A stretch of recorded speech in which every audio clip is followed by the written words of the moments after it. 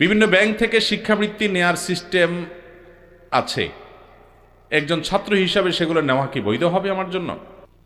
ভাইরা আমার, অনেকেই প্রশ্ন করেন আমাদের কাছে, বিভিন্ন সুদী ব্যাংকগুলো থেকে শিক্ষাবৃত্তি দেওয়া হয়, এই শিক্ষাবৃত্তি একজন ছাত্র হিসেবে আপনি নিতে পারেন কিনা?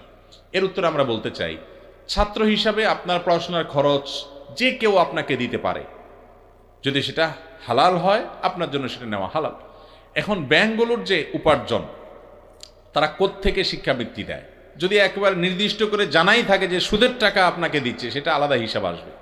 আর যদি ব্যাংকের সাধারণ যে উপার্জন আছে সেখান থেকে তারা দিচ্ছে, তাহলে ব্যাংকের কিন্তু সব, শুধু ব্যাংকেরও সব উপার্জন কিন্তু হারাম উপায় না, হয়তো বেশিরভাগ হারাম, কিন্তু তারা সার্ভিস চার্জ নেয়, সেটা কিন্তু হালাল।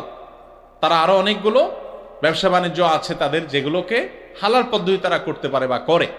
অতএব হালাল হারাম মিশ্র উপার্জন বলতে পারেন, হারামের পরিমাণ হয়তো বেশি বলতে পারে।